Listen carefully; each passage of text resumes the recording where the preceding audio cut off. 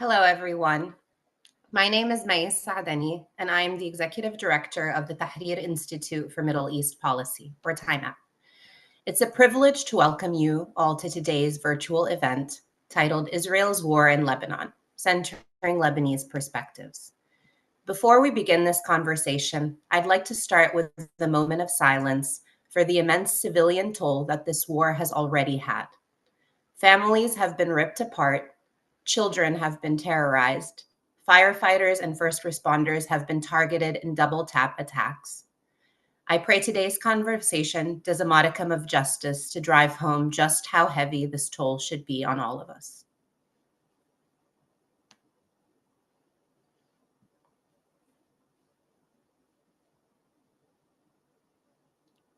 Since October 7, 2023, hostilities between Hezbollah and Israel have been steadily increasing along Lebanon's southern border, leaving observers fearful of a potential all-out war.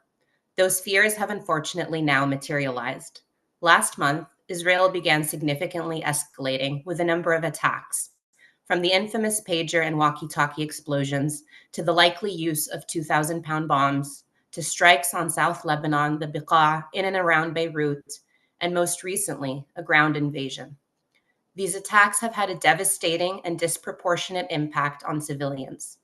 According to counts from Lebanese authorities, up to 1.2 million may be displaced, and as of October 14, at least 2,306 had been killed and 10,698 had been wounded in over a year of war. Our panelists today will unpack what's happening on the ground, what the impact for civilians and civilian infrastructure has looked like, how the Lebanese authorities have responded, and what the international community has done, whether to bring an end or in some cases to unfortunately exacerbate this war. Before I leave you, it's my pleasure to introduce a dear friend, Karim Shahayeb, who's a Beirut-based journalist and also a former Time Up non-resident fellow. We're deeply lucky to have him moderating today's discussion. He'll introduce our speakers, share some ground rules, and get us started. Thank you, May, and thank you all for coming to this panel. It is a very critical time for Lebanon, and it's really, really good that we have with us a very impressive group of panelists, experts, which sort of drives home the mission of the Tahrir Institute for Middle East Policy, which is bringing in local expertise and voices and including them more and more as much as we can in policy spaces. I will start with Nadine Khishan, who is a legal associate at TIMAP. She's an international criminal and human rights lawyer who has been working on conflict and human rights in the Middle East since 2016. Alongside her is Drew Mikhail, who is a non-resident fellow at TIMAP, focusing on migration and displacement across the MENA region. Also with us is Ziad Yaghi, a non-resident fellow at TIMAP, focusing on governance, politics, and economy in Lebanon. And he is also the Institute's second Hamad Abul Ghait Fellow. And finally, we have Hamad Najm, the executive director of the Beirut-based digital rights organization SMEX, the West Asia and North Africa's leading digital rights organization. Now, before we start, just a few ground rules. We'll have a few rounds where you'll hear what our experts here have to say about different facets of the ongoing war. But then we'll move on to a Q&A. If you're on Zoom, you can see that there is a Q&A button on the bottom.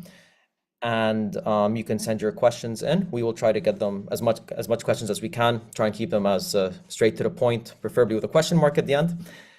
And in the meantime, we will get started.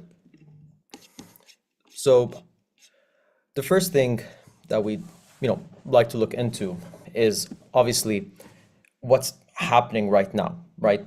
It's been over a year since this conflict started. It began largely low level, mostly around border areas along the UN mandated blue line.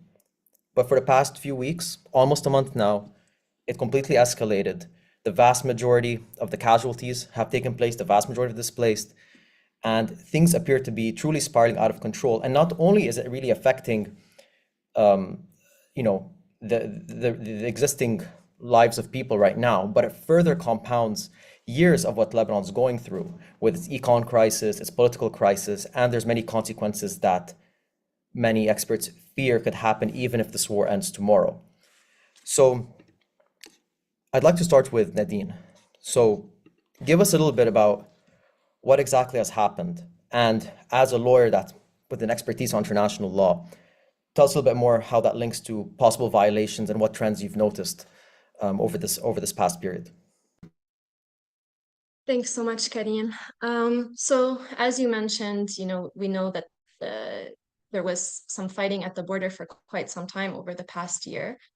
And as you said, this recently escalated very, very quickly in a very rampant way.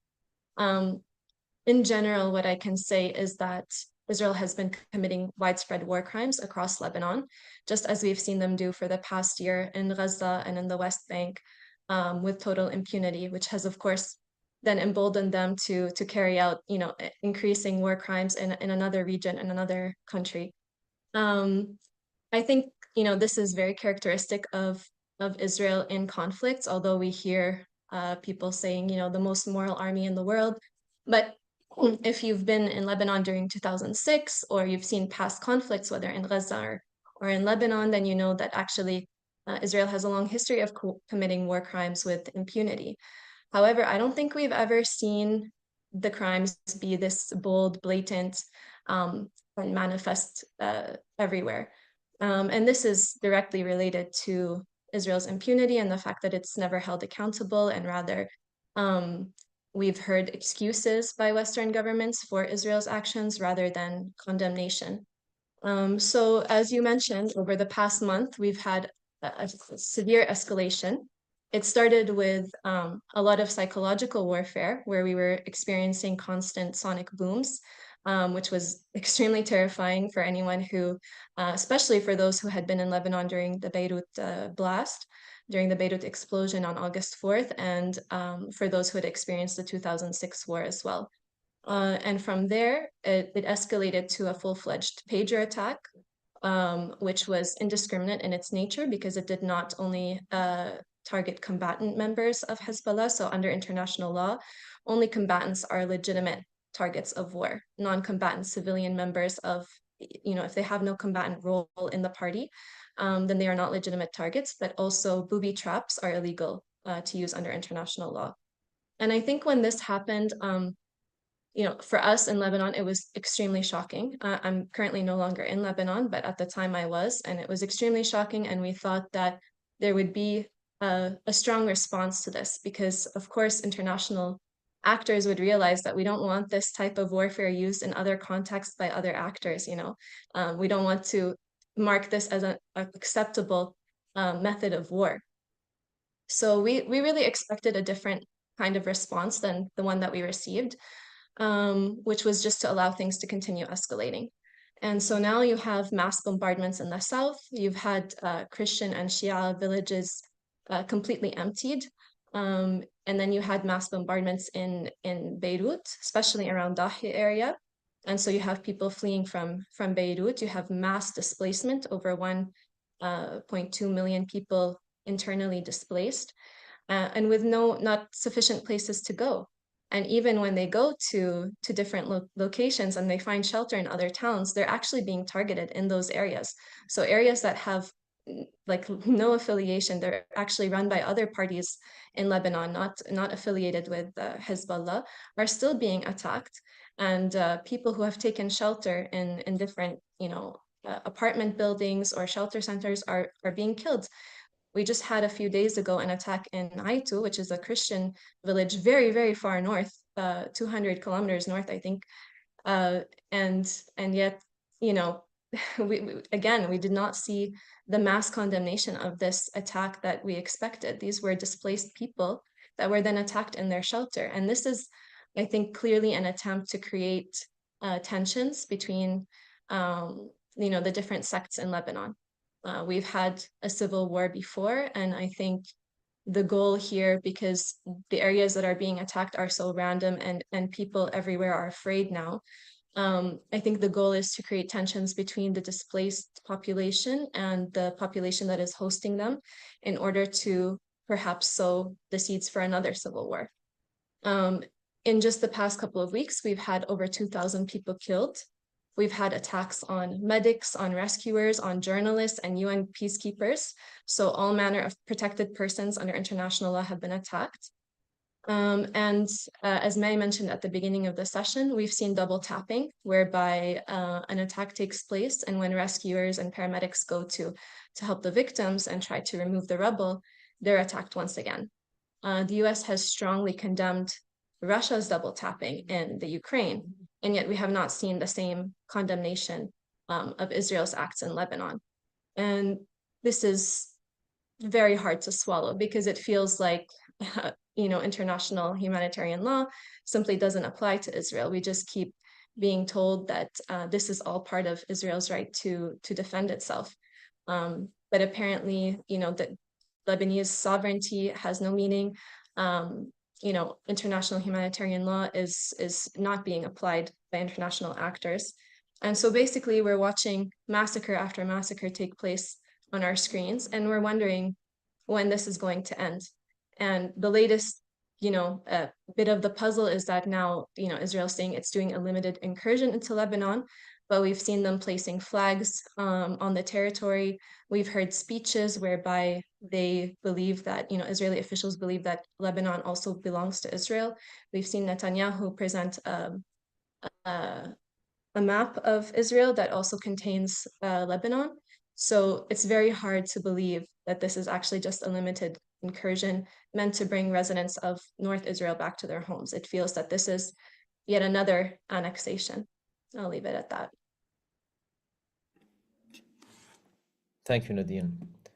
And speaking of the mass displacement and fears of annexation, something that has been covered widely in this war has been these evacuation notices that the Israeli military puts out, and they come in different forms. They come as calls, they come as messages broadcasted on Twitter and elsewhere, calling for entire villages to evacuate immediately, or sometimes calling people to leave a particular neighborhood near a building that they are going to strike with roughly 30 to 90 minutes notice.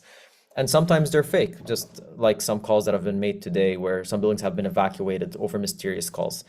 And so there's a big maybe digital or tech angle to what's been going on.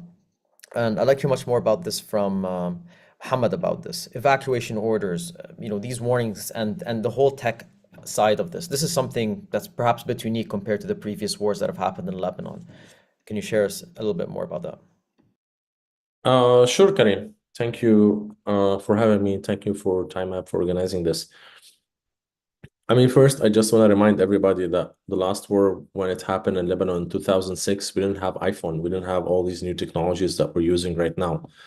And if you look at what Israel has been done, not today, not yesterday, not in the last year, but in the last 10 years, they have actually, I mean, more even than 10 years, but specifically in the last 10 years, they have developed Pegasus softwares, like all these surveillance tools through their companies. Pegasus is owned by NSO, and it's all ex-military people who are actually inventing and working on these technologies, and they have access to all the Western technologies, to all the West media, to all the tech companies. I mean, they have access everywhere. And we have noticed in 2016, 2017, when all these leaks started coming out, targeting with Pegasus people like Saad Hariri, even Macron has been one of the targets by Morocco. Maybe Morocco, as I remember, they bought it. So Pegasus has been used intensively from UAE, from Saudi Arabia. We notice as well the story of Jamal Khashoggi and how he ended up being killed in the embassy is because there has been some Pegasus targeting one of his contacts, one of like the Saudi dissident. And that was mentioned in the movie, basically, The Dissident. So looking at these softwares, I mean, we have them in our hands. So definitely these softwares have been tested on people in our region, specifically Hezbollah, specifically Hamas. But Hezbollah mainly because as we've seen after 2006 war, like They have been economically in a better situation. I'm assuming much better than Hamas. Economy is not my expertise, but as a person from south of Lebanon and from Lebanon, we've seen everyone using iPhones, all the new technologies, all the new cars. So they have adopted a lot of these technologies, and this definitely has led to using Pegasus on not only on Hezbollah, but also on the communities in south of Lebanon, on Hezbollah families, on all of us. So this is one of the main tools that has been used basically in the last 10 years. And then moving forward in the last year, we have seen like the GPS jamming. This is one of the big interference against Lebanon. We have noticed a lot of airplanes, a lot of people on Google Map, they can go to different location. Everyone right now is showing for them airport in Amman if they want to move from one location to another in Beirut. So GPS jamming has been happening for a year almost now, and we have pushed the Lebanese government to have a claim in the ITU in Geneva, and they actually did recently because both Israel and Lebanon are members of the ITU. We have also seen a lot of ads in the last year. We have seen a lot of ads extensively on YouTube, Meta. There's a lot of fake news that's been spread.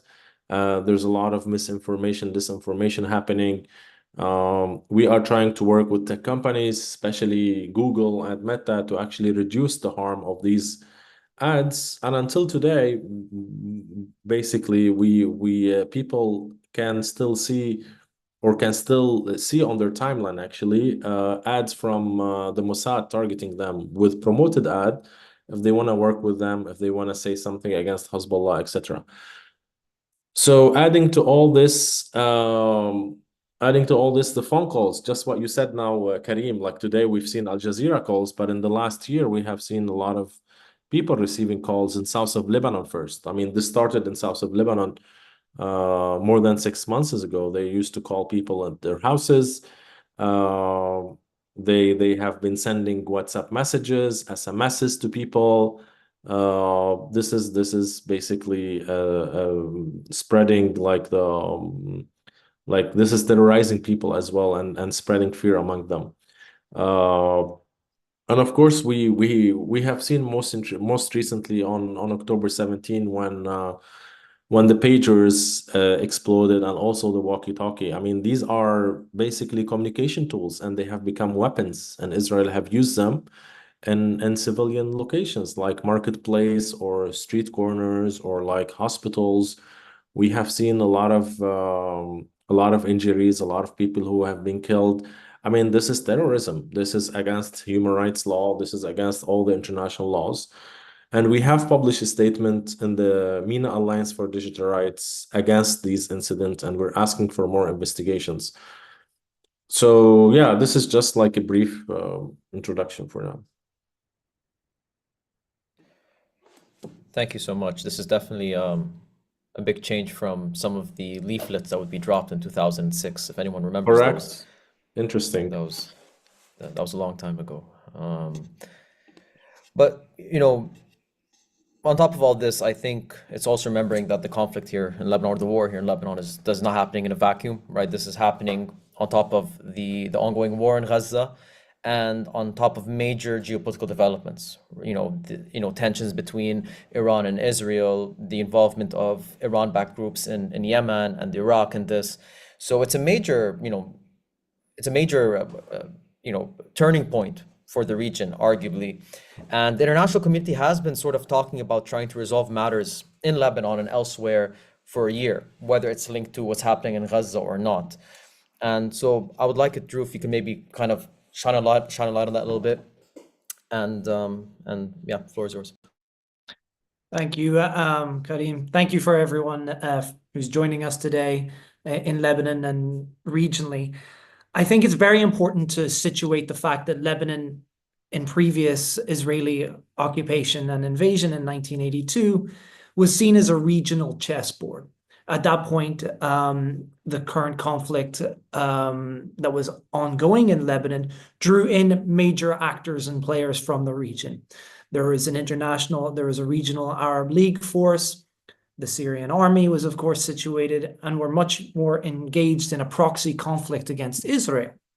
Now, we're not seeing the same level today, thankfully, because, of course, those who have studied and looked at the Lebanese civil war recognize and remember that this was a devastating conflict for the social, political, and economic order in Lebanon, of which that we can arguably that we've never recovered. However, that's not to say that there aren't significant links to the wider regional dynamic, particularly as we have Iran based on one side with its regional allies, its offshore balancers, though in Hezbollah and in Yemen in the Houthis, and in Iraq, of course, as well. In fact, Lebanon's position and the opening up of Israel's border in Lebanon has, if anything, drawn Lebanon more directly into that particular regional conflict that it really hasn't had a direct influence in quite a significant period of time. There is one aspect that I think that is very much not missing, because I have heard by other intelligent commentators, is the fact that Lebanon's internal dynamics have often made the regional power play between Saudi and Iran a much more fertile ground. And particularly in 1982, the disparity in the Lebanese polity between the different militia groups that were fighting helped open up a space in which Israel was more than ready to step into. Of course, we saw Bashir Gemayel basically invite the IDF into Lebanon at that point. And he was able to do that mostly because of that disparity and lack of solidarity inside the Lebanese polity and inside Lebanese social order. And I think it's an important difference between 1982 and today that we have seen a tremendous amount of Lebanese solidarity between different confessions. And those confessional groups that were more than ready to profit and hitch their wagon to wider regional forces are much less willing and inclined to do so now. In fact, often when you saw the after October 7 and the assault on Gaza began, the reaction by Lebanese people of all stripes was fairly unanimous in the fact that this was seen as a war crime. You probably wouldn't have had in years and decades gone by that level of solidarity throughout the entirety of the Lebanese social fauna towards Palestinians. And I think that in terms of the wider international community, I keep coming back to Joe Biden's comment a year ago that said, if Israel didn't exist, we would have to invent it. The fact is that the very feeble condemnation of clear Israeli violations of international human rights and also methods of war says that there is clearly eggs in an international global north basket to support Israel, no matter the weather and no matter the cost to human life. And again, one of the important differences between past Israeli conflicts in Lebanon is in 2006, this was a different Israeli administration. It's clear that this Israeli administration is willing to go much, much further in prosecuting its conflicts. And it's been effectively given a green light in which to conduct its conflicts in the manner in which it has. Even again, compared to someone like Ariel Sharon, who, with anyone who has sort of a mindful look at history, will know was not anyone who could be classed as some person of great restraint, has quite frankly looked pale in comparison to the current IDF conflicts. So where does it leave us now? Frankly, the international administration and the international liberal order that has taken a significant damage, a significant hit from its unbridled support of Israel, has a unique issue to try and address. One of which is that Europe since 2015 has become increasingly hostile towards migration from the Levant and from the Maghreb, and coming up from deeper southern Africa through the Maghreb, and sees potentially the opportunity for more displacement from Lebanon. We have seen significant increase in irregular maritime displacement from Lebanon since October 7, and this was likely to only continue apace. So much so that European states have an EU state and the EU supranational state has tried to create agreements in which these states would become vanguard and host refugees almost indefinitely and basically stop them coming to European shores. This becomes increasingly difficult because Europe looks like it's trying to have its cake and eat it at the same time, while not doing anything to meaningfully stop Israel's expanding campaign and method of use, whilst also asking, particularly in the Lebanese case, the state that hosts the largest per capita refugees in the world, to now host over 1 million displaced.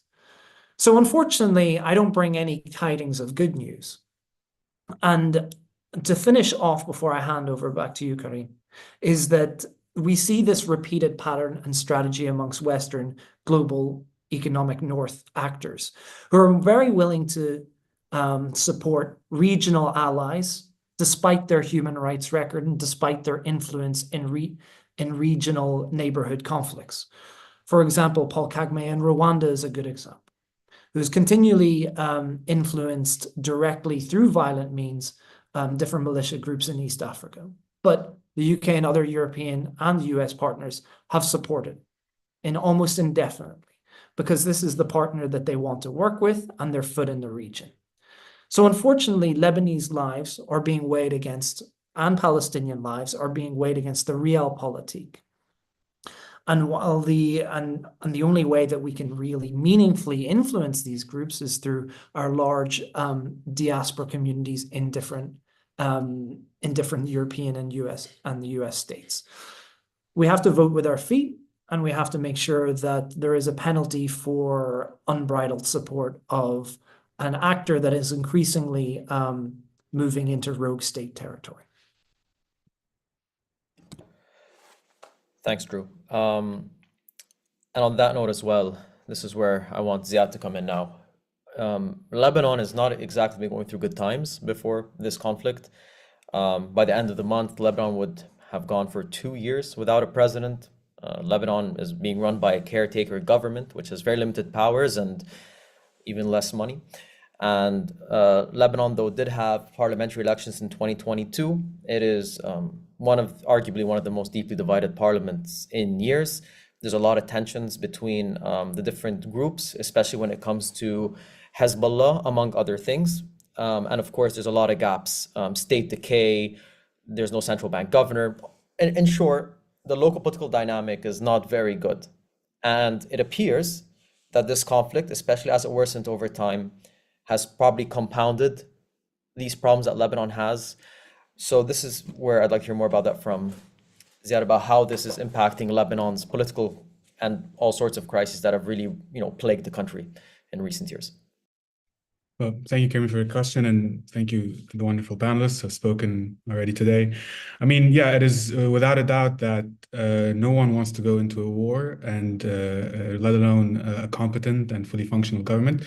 But in Lebanon's case, that's exactly what we don't have. I mean, it is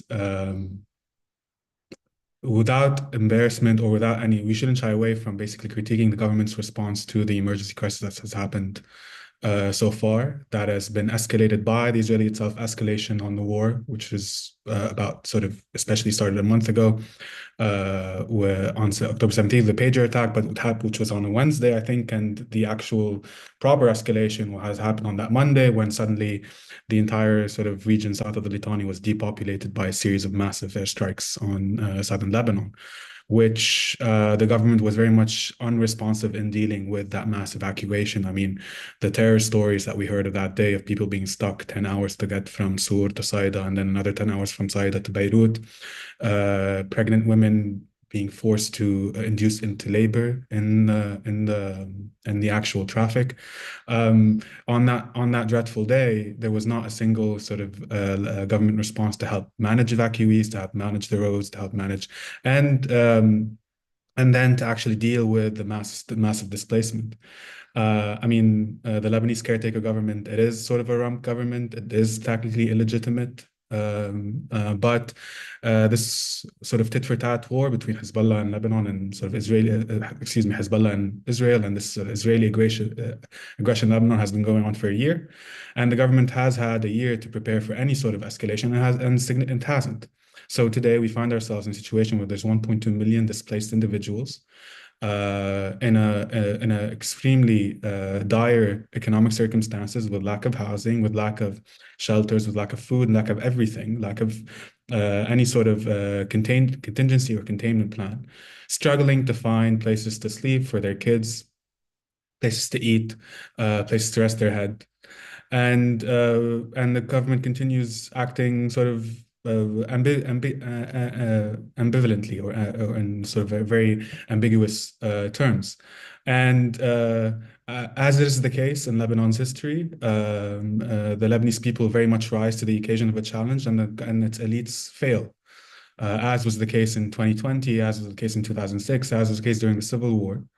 It is the only reason so far that we've very much avoided a tremendous humanitarian catastrophe is because of the benevolence, the hospitality, and sort of the sense of solidarity between Lebanese themselves, who've opened up their houses, opened up their bank accounts, their meager bank accounts, opened up the schools to basically try to help their fellow citizens who have been displaced and forcibly displaced. And we've seen the Israeli officials try to prey on that solidarity by basically either igniting directly or trying to instigate directly civil strife and civil conflict between the Lebanese. Netanyahu, it was only mere days ago where he asked the Lebanese to go to war amongst themselves in order to rid themselves against from Hezbollah, or these sort of either random strikes on Lebanese villages or anything that's sort of slightly coded to be Hezbollah or whatever, to try to instigate mistrust and panic between residents. And it's really by the grace and the responsibility of the Lebanese citizens themselves that we have not really gone into a much more dire economic and security situation. However, this is not tenable in the long run. We are already sort of on the cusp of the beginning of a new school year. Let's say if a third of those displaced are kids who have to attend school, they can't attend school. Other kids who are sort of outside of the conflict zone, who are not displaced, their schools are kind of serving as shelters. At the same time, you have another third of those people who have been displaced or have no access to their jobs, have no way to make money and survive, so they can't pay rent. So there's only so much that this identity and the solidarity can last in these dire economic and financial circumstances. The Lebanese elites who are in charge today are the same elites who were in charge and were responsible for the explosion of the port on August 4th. And then there were ones responsible for the bankrupting of the country. And basically this is the impoverishment of sort of 90% of the population. It was hard to expect from them any sort of preparedness for a sort of escalation, but they seemingly did disappoint us another time. But we are going, but again, like I said, it's going to be winter soon. It's going to get cold, it's going to get wet, it's going to get rainy. We have had, after a few weeks since the beginning of the escalation, almost a month ago, there was very much a lack of interest or a lack of support from the international community to try to mitigate for the humanitarian situation. That is somewhat being remedied today, at least with sort of an air bridge being provided by some Gulf countries and United Nations organizations to at least support Lebanon's sort of decaying public health sector, which again, Israel has targeted in the last month. I repeat, according to the last numbers from Minister of Public Health, about 100 Lebanese emergency and emergency medical personnel have been killed.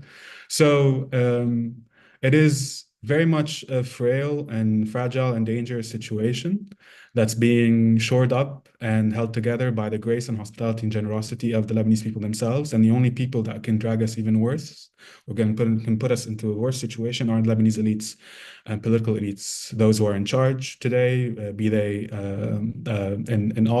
be they in the government, parties, paramilitary, or whatever.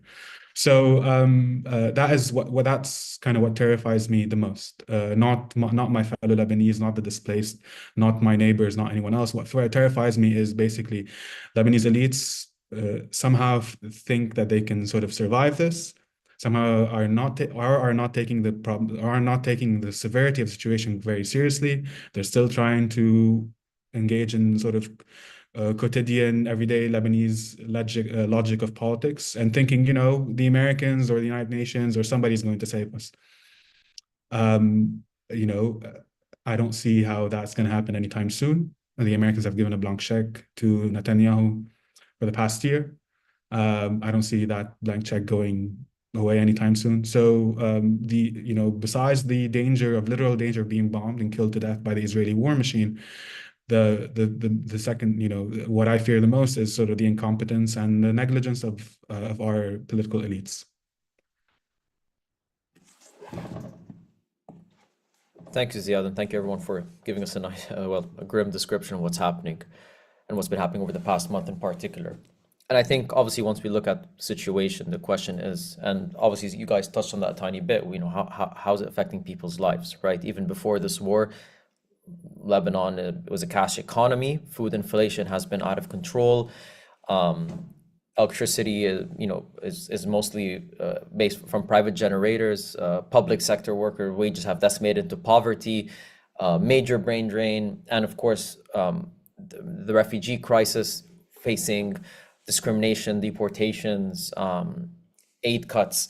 So I think in this section we would look into more how that's affecting what people are going through here, just ordinary civilian life.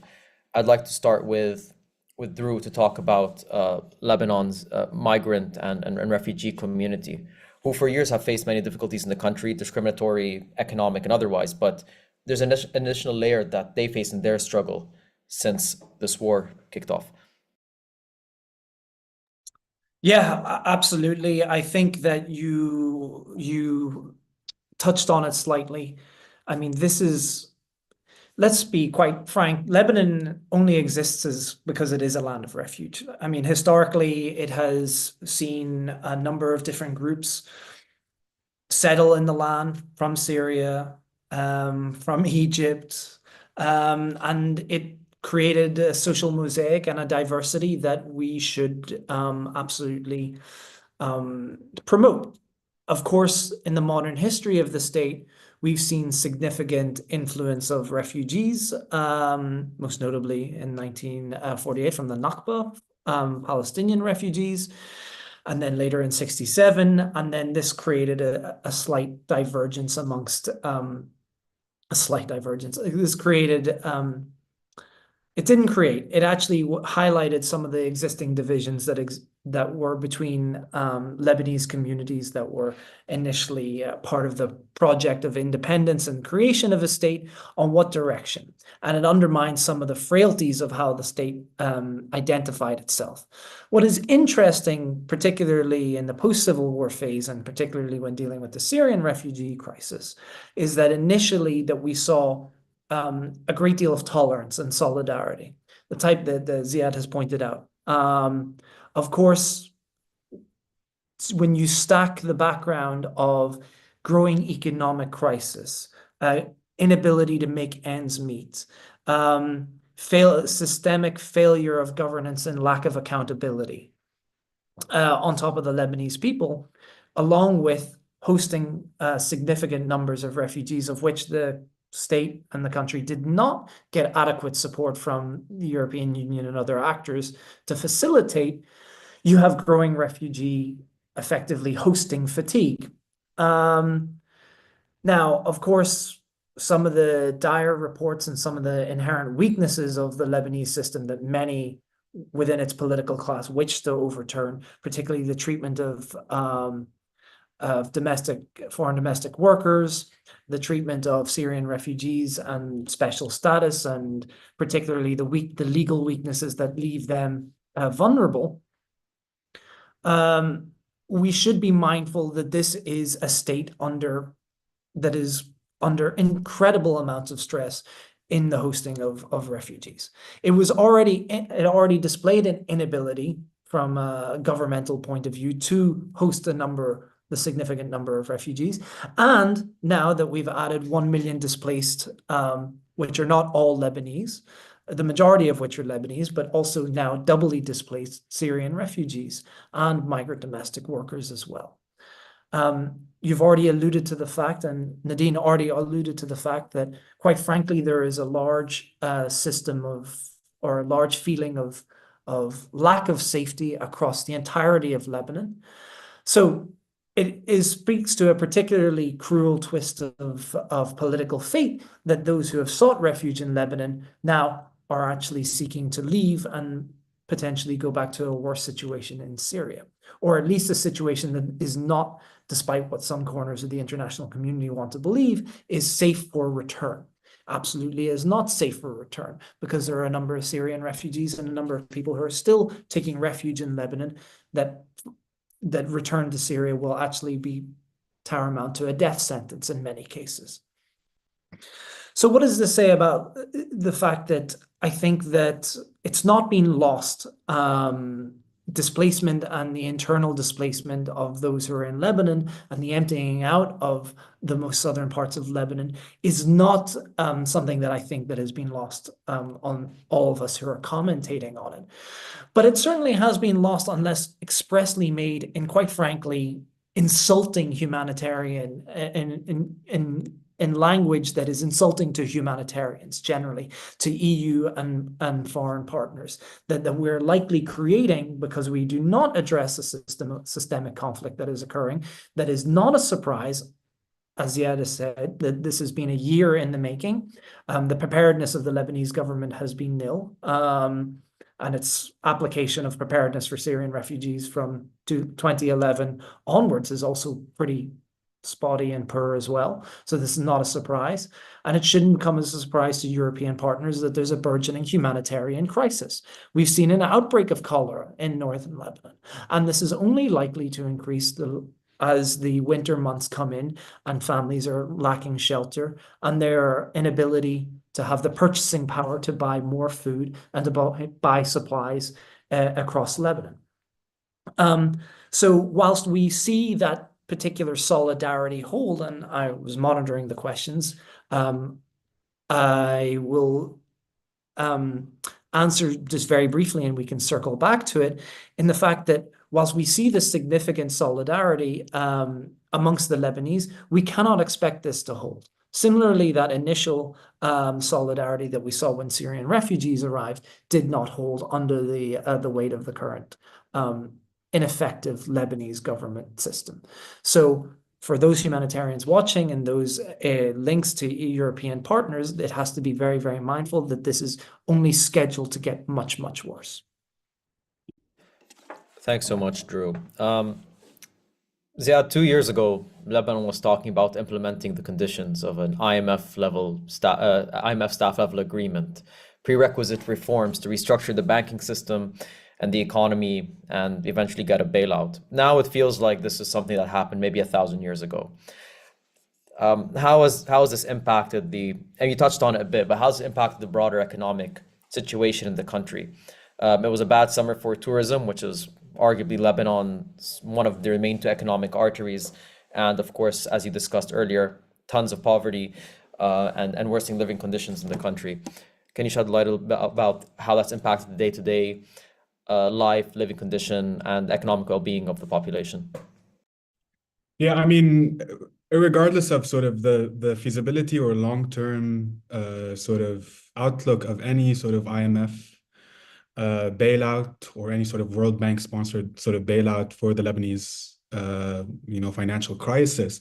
The only reason that there hasn't been any sort of resolution for the now 6-year long economic crisis, 5-year long economic crisis, is because Lebanese elites refuse to basically refuse to deal with it and refuse to basically hold. I mean, how are they going to hold themselves accountable for a crisis that they have themselves created? So, what has the strategy that has been sort of taken, the strategy or the tactic that has been pursued by the Lebanese government, its elites, in cooperation with sort of the private banks who together basically cleared out people's savings, is to basically slowly further devalue the currency, slowly return meager amounts of money to depositors, and basically shift the like $100 billion, 120 billion sort of black hole in the country's finances on the actual depositors, and shore up their financials and monetary situation well enough until they can get a good deal from any sort of international partner that is going to sort of finance or refinance in the banking sector after the crisis. So the reason that there hasn't been a solution yet is because the banks still feel that they can sort of lie and cheat their way enough from not sort of basically showing that they are 100% accountable for what happened, them and their partners in the Lebanese government. So, and that plan, was sort of, unfortunately, it was working. Most of the Lebanese private banks have restructured themselves, have refinanced themselves, have either basically diluted the holdings of a lot of small depositors, and we're basically 5 years away from basically plugging that $100 billion hole and ready for an intervention from the IMF or the World Bank or anything like that. So, ironically, the Lebanese government and its partners in the banking sector have been enacting austerity without the IMF even asking them to, or without the World Bank even asking them to, which is usually the IMF template in the wake of economic crisis, as we saw in Greece and in other sort of southern European countries, or we see it, for example, in Turkey or in Egypt. So the impoverishment of the past 5 years is deliberate. It's a means of sort of not holding the private bankers and the government to account, and so that is sort of the modus operandum until this new sort of other shock to the system, which is this war, and kind of the stress that it adds to in the wake of such a fragile kind of monetary and economic situation. Lebanon is 80% dependent on food consumables through exports. So we're basically living day to day, hoping that the Israelis don't bomb the port or don't bomb the airport. The Israelis have already bombed two major roads linking Lebanon to Syria, the Arida connection through the eastern Bekaa, and the Hermel Syria road, which leads into Hamas in the north.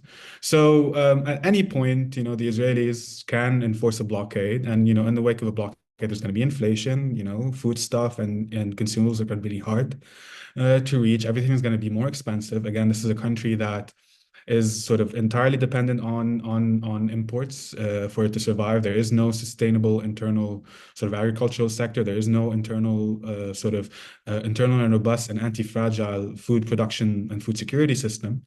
So and that's all by design. That's all by design because since the civil war, since sort of the end of the civil war, the Lebanese government is merely a means of redistributing wealth upward for Lebanese elites. So let's just be very clear about that.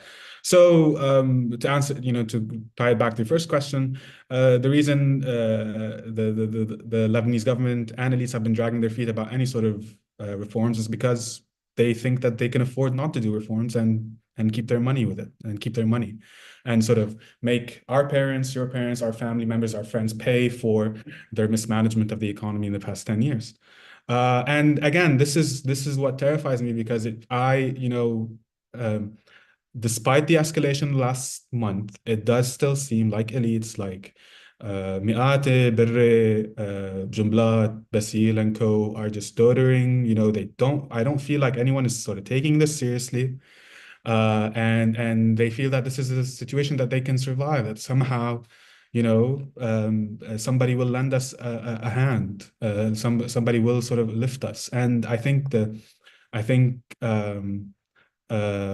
world has changed, and it's either going to turn out very terrible or not. But that was going to take sort of political will and leadership by people who have never really actually exhibited any.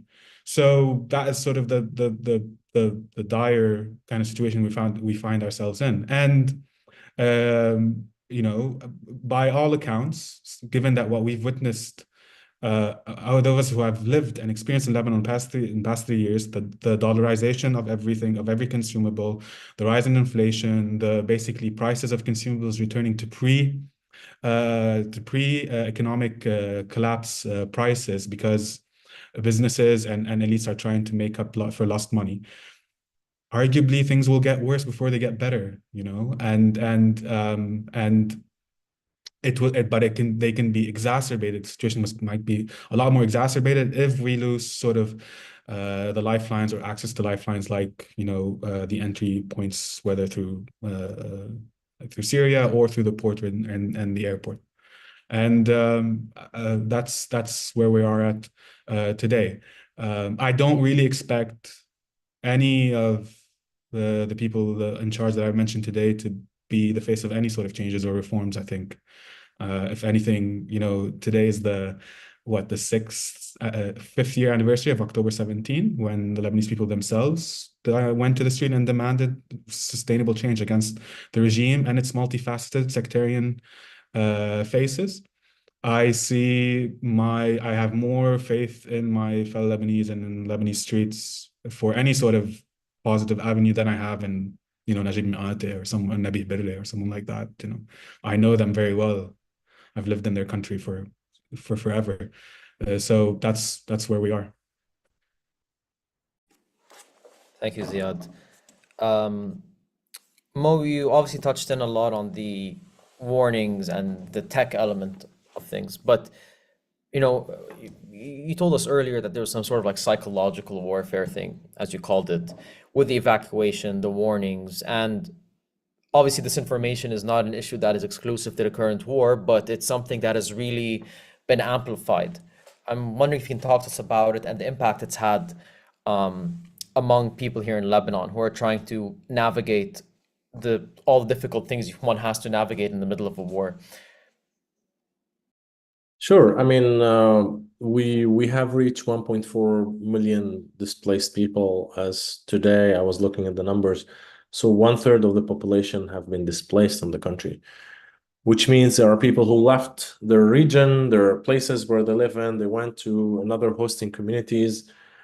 And now there has been a lot of people in schools, renting houses, etc. And what we have seen, because our team is working on a digest that we publish every 2 days about technology and war, we have seen a lot of people reaching out to us and sharing examples of, hey, we just received these blankets from UAE, but we don't trust them. It seems they put a chip inside the blanket. They're doing some surveillance against us. So there is no trust in anything they are receiving in terms of support. Whether it's UAE, whether it's the Lebanese government, Europeans, US, anybody. The fear is growing. There is, I mean, I don't know what to call this other than like this paranoia that's happening among people. And I don't blame people, because what we've seen so far from Israel, the examples that I mentioned when it comes to telecommunication, the phone calls, and also until today, we have, I mean, even now as we speak, we've seen like Afikhai Adroai, who's active on Twitter in Arabic. Now people listen to what he has to say. They don't listen to Lebanese government. They don't listen to anybody else. So imagine you live in a country, you don't trust anyone who can support you. You trust your enemy that they're gonna bomb you in a specific way. So you want to see what they are writing. We see Eddie Cohen as well. He's writing in Arabic all the time. They talk to municipalities. They go into like details of Lebanese people, like a school in this region, a school in Bikfaya, this journalist live in Bikfaya. Why does he live here? So like he mentions people, he mentions specific areas, schools. So all this is part of the psychological war. All this is part of the terror that's been happening. And it's a mix between online and offline. It's a mix of spreading fear online and look at the action that's happening in real life and try to amplify it, try to use more tools, more tactics, and you have all the drones, you have all the fire to your side, and you can bomb anywhere you want. So like people are horrified by all this all day, every day. Thank you. And Nadine, I want to move to you before we wrap up this section.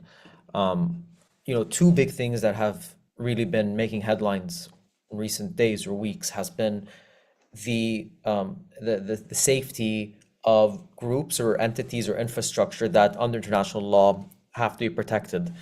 And this notably includes the healthcare infrastructure, rescue workers and paramedics, as well as United Nations peacekeepers in their South Lebanon mission known as UNIFIL. The UNIFIL today, has been, over recent days, have been issuing multiple complaints about their peacekeepers being restricted of movement, getting wounded, their premises getting attacked by Israeli tank shells in one case, for example. And of course, there have many cases of paramedics, getting killed or wounded just by doing their jobs, and hospitals being put out of commission because of several instances of strikes being very close to their premises. Can you tell us a little bit more about this and the linkage with international law, especially at a time of war right now?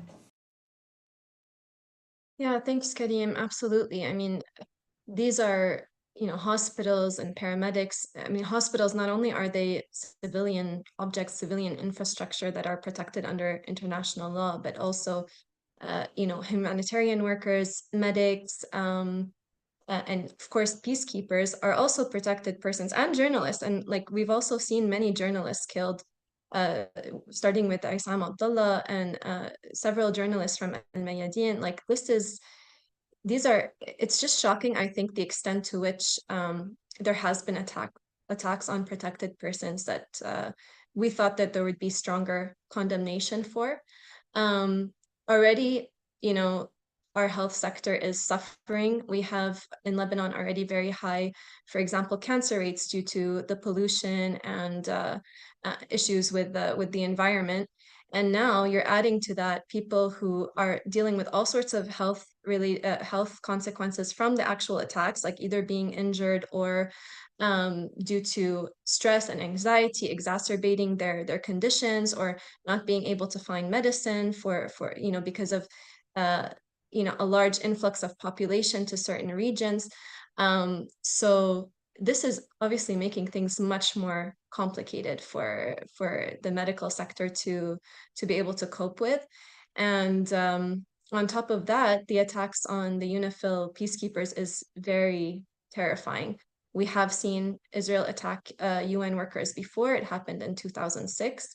And they have been pushing very hard for UNIFIL to leave their positions. We've seen what happens in past contexts and past conflicts when peacekeepers leave in a time of conflict, such as in Rwanda. The peacekeepers left at that time and a full-on genocide ensued. So we're very grateful to UNIFIL for still standing their ground, but we need the support of the international community to stop these attacks. They're absolutely unacceptable under international law. And I would say, just to add briefly on a more personal level, as Ziad was mentioning, it's the 5-year anniversary of the October 17 revolution, in which Lebanese civil society and activists were very, very active, participated in very heavily. That was followed by COVID, where there was a lot of solidarity as well in terms of helping those who had lost income, who needed medicines, who needed treatment. Then you had the port explosion, and we had the elections. Like, we've been so active for the past 5 years trying to push for change in the country and trying to improve the human rights situation in general, only to have all of this destroyed in less than a month, and to set people back so far, and people are drained from everything that they've been doing for the past 5 years. Like they're having trouble keeping up with one crisis after another. I mean, that's partly why I left as well, honestly. Like my health and my body just couldn't handle anymore. So there's a lot of people like me. Yeah, it's really a devastating situation. Thank you, Nadine. Before we go to our last section, just want to remind people who maybe have joined us later in this panel that if you'd like to ask some questions or a question, ideally, we're getting quite a bit right now. There's the Q&A button at the bottom of your screen. If you're on Zoom, please keep your questions to the point, ideally ending with a question mark. So just to wrap things up before we get to the Q&A and hear from what the audience has to say, you know, the big question when we look at a multifaceted issue like this, or a war alone, is, well, what should be done about it, or what can be done about it? You know, over the past year, there have been various diplomatic endeavors, mostly by the US and France, trying to, put a halt to this. There have been endeavors to try and bring in more aid. And there's been lots of references to various UN resolutions that were intended many, many years ago to actually bring about calm in Lebanon, in the south. What exactly has been going on? And why isn't it working? I think that's the big question here. Why hasn't it been working at all? And what should be done instead? Would like to hear everyone's thoughts on that. Maybe we can start with Ziad this time.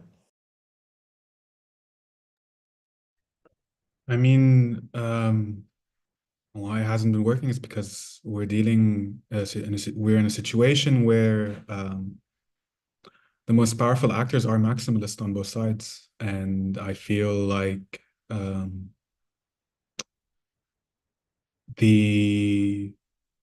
I feel like Netanyahu and his regime, backed by the United States, armed and financed by the United States, have signaled a few times in the past couple of weeks that this is a moment or this is an opportunity for them to reshape the Middle East, this sort of very sort of neo-colonial language. And I think, at least from sort of the Israeli aggression side, that this is for the Israelis, it's an opportunity for them to fix what they feel were failures or mistakes of 2006 and 82 and so forth. So, arguably, the war on Lebanon, the Israeli war on Lebanon, is very popular in Israel. So it's unlike maybe the war on Gaza, for the Israelis who feel much more careful and sort of, or at least hesitant to fully support, because there's a sort of the hostage situation that maybe a portion of the Israeli population is sort of still attached to. The Israeli war on Lebanon has lifted Netanyahu's spirits and the spirits of his government and its profile. While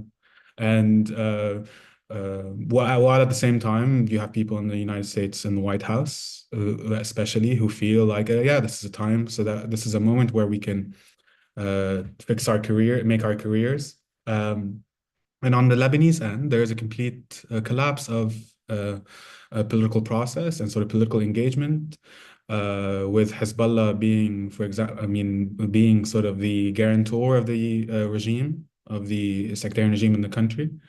And they are the ones who basically have that dictate sort of foreign policy and engagement and sort of involvement in this war. So there's a collapse of politics on either side, and on either side, and I think especially both sides feel sort of backed in a corner. And especially on the Israeli side, again, this is an opportunity to reshape the region. So we find ourselves in this sort of very zero-sum game situation here, but again, I feel like I'm much more worried about the Israelis, because I don't know if for them this time, maybe reoccupation is a solution. Maybe the Litani, anything below the Litani isn't enough. The Israelis famously don't learn from their mistakes, and they don't learn from history. So we're dealing with maximalists here, and that's what terrifies me.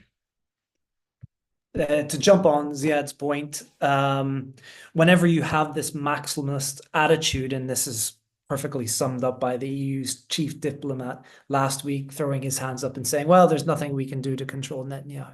There is about 1,000 different levers that the European Union and European actors can do to control one of these maximalist entities.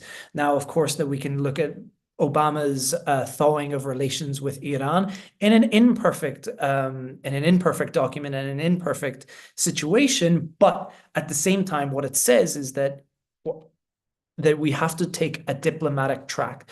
There are also levers that we can use internationally to potentially de-escalate or off-ramp the current conflict with Iran as well. And it's interesting, and Ziad and I completely agree, use the term neocolonialist, but also it's neoconservative. This concept of reshaping the Middle East is exactly the type of language that was used in 2006 during the US misadventures in Iraq as well. And it's worth bearing in mind that the people who will be left holding the bag of payment that comes politically at the end of this conflict will be the ordinary Lebanese who have sought to create a diplomatic track to undermining Hezbollah and influences of other actors, and has yet shown that its own agency and its own ability to manage its destiny is in the hands of regional and international actors, where it should be in the hands of Lebanese. And this conflict, and I reiterate the point, we do not know how deep this can go, the intractableness of the current Israeli administration, who, if they continue to get a green light, will continue to go further, which will only make things worse for Lebanese trying to pick up the pieces in the aftermath of this conflict.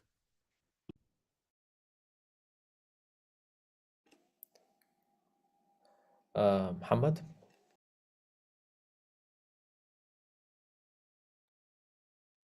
Yeah, I mean, looking at the region, looking at not only like the US foreign affairs, but also tech companies and how much power they have right now, and all this collaboration that they're doing with Israel. Like we didn't mention even Nimbus, like the project of Google. They are supporting the Israeli army, and they are collecting all these data. They are collecting all these data from Palestinians and from other citizens, and they are using all this as a military targets. I mean, tech companies are now being I mean, technology is not objective. Technology is politicized. It's been abused and used by our enemy, and it's been, tech companies are collaborating with our enemy. So this is a problem for us as well, that everything we are using, including this channel, is owned by a company that will obey the Israeli government more than us here. It is problematic. It is problematic with all the technologies we are using and adopting. Yeah, and I'll just, jump in and add that I think the racism and double standards of the international community have never been so blatant as they are today. Obviously, months and months ago, the US should have had an arms embargo on Israel for its violations of US's own domestic law, the Leahy Law, which prohibits providing arms to any country that is violating human rights, which is very, very patently obvious on our screens. We've been watching basically a genocide live stream for the past year, and yet there's been no action until just now. There's been a few threats for this, for an arms embargo right before the election, which seems very, tactical and intentional instead of being genuine. There should have been sanctions by the international community, much like there were sanctions against apartheid South Africa. I think there's a deep resentment now and distrust among the Lebanese people for all these, these Western nations that have provided us with, development projects, human rights projects, etc., but have stood back and watched as we've been, massacred basically, and our infrastructure destroyed. I don't think that people really understand the gravity of this internationally. Like, we're in a period of global regression when it comes to international humanitarian law and human rights, because what you permit for one actor will automatically affect what you can influence in other regions. And we've already heard from diplomats and other officials that they're having difficulties, pushing for respect of refugee rights and other minority rights, even before the escalation of the conflict in Lebanon. So I think we're, embarking on a world that is going to be much more dangerous for us all as a result of these double standards. All right. Thank you all for sharing your thoughts on the current initiatives to put an end to this war and how they could possibly be more effective if done differently. We have a lot of interesting questions already, so be sure to send in your questions. There's a few that I'm going to start with, and I'm going to sort of pair them up together because it's very multi-layered, and you guys have touched on this a bit, which is going to be the consequences on Lebanon's already divided politics and communities once this ends. Some of the questions have really focused on Hezbollah. Hezbollah, opened what they call the support front for Gaza. In essence, they fired the first rocket in simple terms. And there's a lot of questions on this on how the current state of the party, without the new leader right now, there are perceptions that they are completely in disarray. It's unclear where things are. They're much more they are very different than what they were before the Israeli airstrikes that killed their leader Hassan Nasrallah. So how will this impact the Lebanese Shia community, which already is in the middle of these sort of sectarian tensions that have existed? There's concerns, for example, that airstrikes in non-Shia Muslim areas where people are hosting displaced people, is creating sort of these tensions that these people carry a risk and so on. And there's a lot of questions about whether this is going to exacerbate the existing sectarian politics, whether this will make political pluralism very difficult, and greater polarizations. So I wonder, factoring in, the tensions surrounding Hezbollah, how things look like right now, and how this could impact things going forward based on what we've been seeing just 1 month into this escalation, this full-scale war that clearly has no endpoint anytime soon. Whoever would like to take that, nobody really was particularly mentioned, so feel free to jump in. Karim, I read the question, especially, this idea of what will happen to the Shia community. And to be very frank and with all due respect, speaking of myself, we have to sort of start thinking of politics or Lebanese politics beyond thinking of, what's going to happen to this community, as if suddenly the Shia community is now like orphaned by the death or by the killing of Hassan Nasrallah. Engaging in sort of that logic of sectarian governance is just going to reproduce any sort of sectarian grievance or feeling of sort of victimization.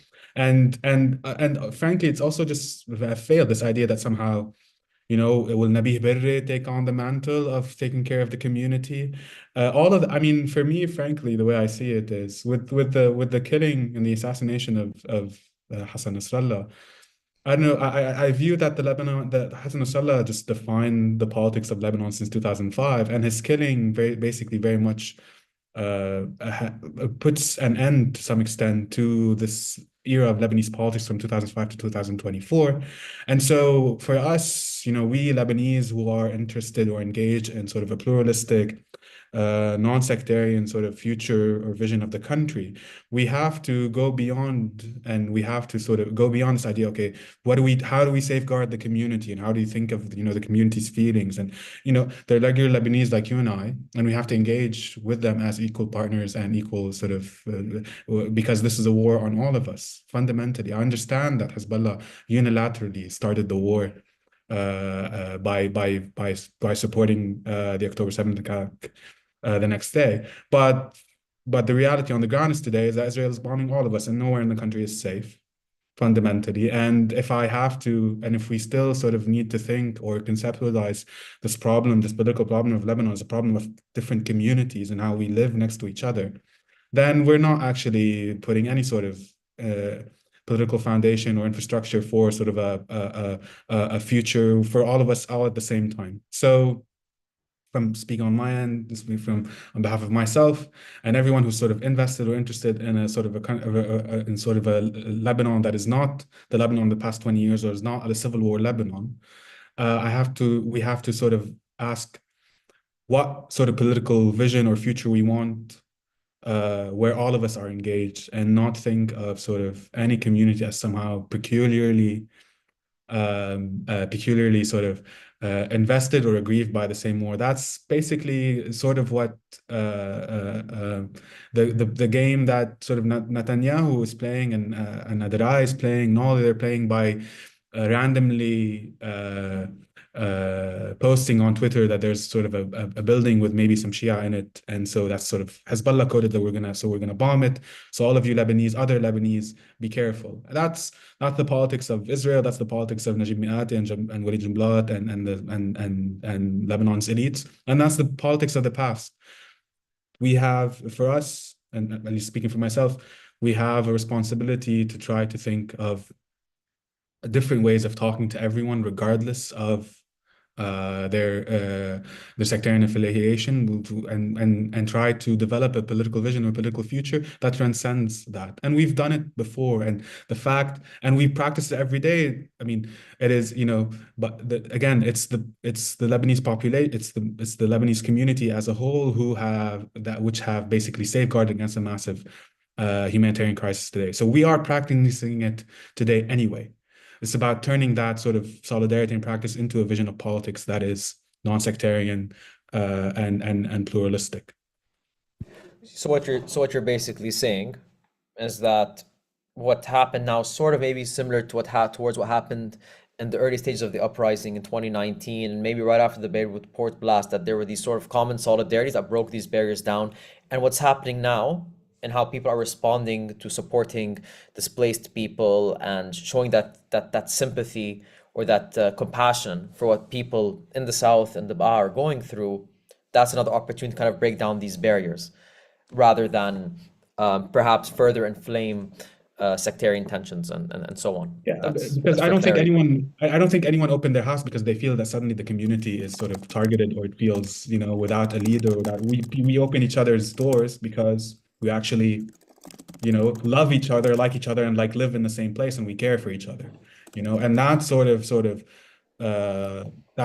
of engagement has to be turned into actual, party politics, institutional politics, for sort of a future that transcends or goes beyond the civil war regime that we have been living in since the end of the civil war.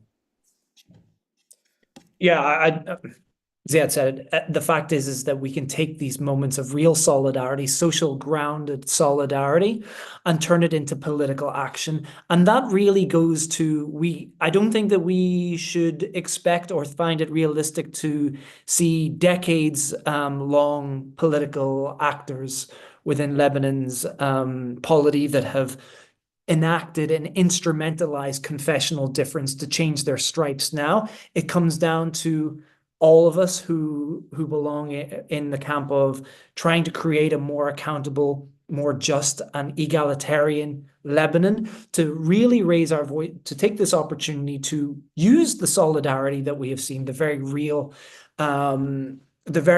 grounded solidarity that we have seen across cross-cutting Lebanese confessions, to turn it into a moment of political solidarity, and to turn it into a moment, and I am sure, unfortunately, that the pushback will be, well, what can be done in this situation, considering the likes of Nabil Berri are still making the decisions, but we can frame this as a political program going forward, because this occupation and this engagement will end, and I hope that there is a plan that at least on paper, or at least proudly political, and gets enough cross-confessional support that we can get behind turning it into institutionalized action. We have to have a medium and long-term view of this as well. Thanks so much, Drew and Ziad. Next question is for Nadine, actually. It's from Dr. Claude Smeha from Basmin Zaytuna here in Beirut. And the question is, and this is sort of linked to Gaza as well, but perhaps because of all the parallels, it would be interesting to also hear this as well. How does the inaction or limited influence of the ICC, the International Criminal Court, the ICJ, the International Court of Justice, and the UN in addressing the crises in Lebanon and Gaza reflect the current limitations of actions, and therefore the effect of international law and justice mechanisms? And sort of what does this signal to the world about the future of accountability and global governance. So, of course, this is in reference to the ICC arrest warrants for, senior Israeli and Hamas officials, the the South Africa case, the ICJ against Israel, and of course the calls from the UN for ceasefires, the UN Security Council resolutions, and so on. If you'd like to go ahead. Sure. Yeah, thanks for the question. I mean, I think that obviously these bodies were not created to be self-sufficient, that they can enact all of these procedures on their own. They need the support of states.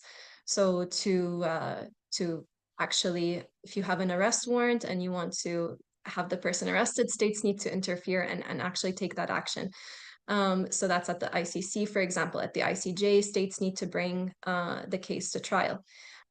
With the UN, UN obviously needs significant reforms because you have a UN General Assembly resolution after resolution calling for an end to Israel's war crimes and occupation and apartheid, and this all gets vetoed at the Security Council by singular actors who are also complicit in international law violations.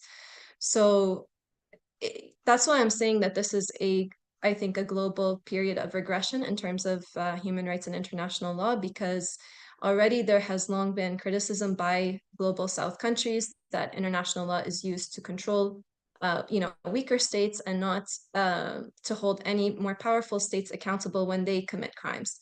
So, I mean, we've seen war crimes committed in Afghanistan and Iraq and now in Syria and now in Palestine and in Lebanon, and there's no accountability. So this will cause more states to turn away from this paradigm or not to take it seriously. If it's not being taken seriously by the entire global community, if it's only being applied selectively, others are not going to follow it. So unless there's a quick shift in positionality of Western states and global leaders to be more in line, to come more in line with international law and re-establish the standards that we were working towards, I think we're in a really bad position globally, not just in the Middle East. Thank you so much, Nadine. I think before we wrap up, it would be interesting to hear from our speakers with any sort of recommendation that they share on what ought to be done that could help end or ease this ongoing situation. There have been calls for all sorts of things. There's been emphasis on aid at times. There's been emphasis on, bilateral diplomacy, even arms embargoes. What is something the international community can do effectively, given what's been happening, and given, of course, what you guys have been seeing and developed expertise on while covering this ongoing war?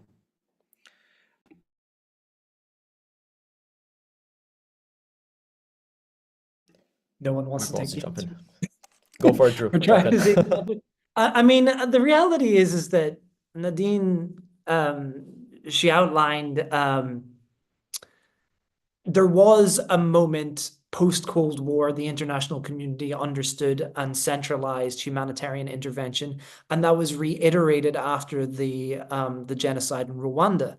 And then we saw some mild high point, potential high point, depending on your historical view of it, of the Balkans, right? Of this actual R2P responsibility to protect. And unfortunately, it's going to take political leadership in the international scale to actually identify what it is that we value in our diplomatic international relations. South Africa took a very bold and very genuine step earlier this year when it decided to use an internationally global economically north created system to uphold some of those rights that global economic north had decided to ignore. And then I will just end by saying that I'm not sure about what it is that we can do, because we're also not absent from the global populist wave generally that is retreating into nativist identity and nativist close protection of certain states. But you hope that taking on some of Ziad's optimism potentially is that there is global solidarity there that exists.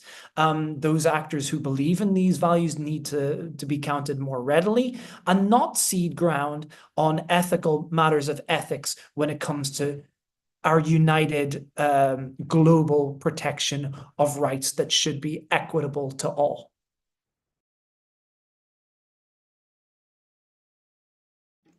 Thanks, Drew. Ziad? Yeah, so I guess being labeled the optimist, I fear that all I have is pessimism at this point. But I do feel like this this regime of unabated violence is sustained by supposedly liberal democracies in the West, from the United States to Britain to France to Germany. The best that we can hope for here at this point, we Lebanese, we will take care of each other. We have been taking care of each other. The best that I can ask of sort of international partners and international organizations is to do their damn jobs and to basically at least respect the charters of whatever they've agreed to found their institutions by. Issue the warrants for issue those ICC and ICJ, whatever it was, ICC warrants. Let's have a final ICJ decision. Have an arms embargo. I mean, it is unfathomable that a genocide has been abetted by and has been funded and allowed to happen now for just a year, and the Israelis now are sort of thinking about annexation or at least some sort of reoccupation of southern Lebanon. No single Lebanese, regardless of where they're from or where their sect or whatever, is going to be okay with a single sort of morsel of their land being under occupation. So we will do whatever we have to do to kind of oppose that and resist that. And it's on the international community, supposedly, that we all live, and the supposed sort of liberal international order, to actually put their money where their mouth is and to actually live up to the standards that they've been sort of lecturing us on for the past 50 years. So, and I hope that anyone who, is sort of aggrieved by the injustices of the past year to keep protesting, to make in the West, make their politicians pay for what has been going on. None of what's happened for the past year has happened under some sort of a totalitarian regime or under dictatorship. It's happened very much in democratic states and liberal democratic representative states. So make them pay for it, and we'll take care of our own.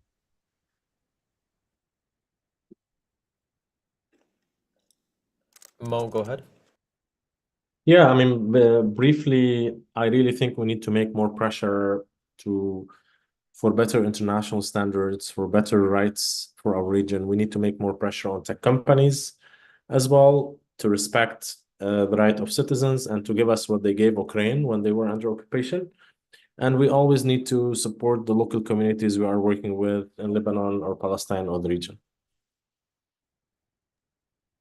Yeah, and just to wrap it up, I think if global leaders truly value international peace and progress, then we really need to see an end to these double standards. Israel should be sanctioned. It needs to leave Lebanese territory, and there needs to be an end to apartheid and occupation if we're going to see a renewal of commitment to international law. Karim, thank you so much for moderating this dynamic conversation and lending us your valuable time in the midst of what I know have been many sleepless nights. You've been producing really critical reporting and coverage. Thank you for all of your work on that front. Ziad, Nadine, Drew, and Mohammed, thank you for your insights, for your expertise, for the emotional and mental energy it took to have this conversation and to do the work that you've been doing and that I know you're going to continue to do. To our audience, thank you for tuning in, for your questions, for your interest in TimeUp's work. If you follow TimeUp, you'll know that Lebanon is one of our 5 priority countries, and that over the years, our programming has focused primarily on the pursuit of accountability, the financial crisis and the abuses stemming from it, and also the situation of marginalized groups, particularly Syrian refugees. Now, with the war ongoing, TimeUp is also working to center Lebanese voices in a discourse that has left Lebanese solutions out of the conversation. And we're also working to mobilize and identify levers for an immediate ceasefire, including a halt on unconditional arms transfers to Israel. To learn more about our work, please visit our website and follow us on social media. And last but not least, I want to thank the Time Up team who worked to make this event possible and who have been working tirelessly to make all of our advocacy, programming, and editorial work on Lebanon possible, even and especially when it has been deeply personal. Thank you all. I'm privileged to work with you.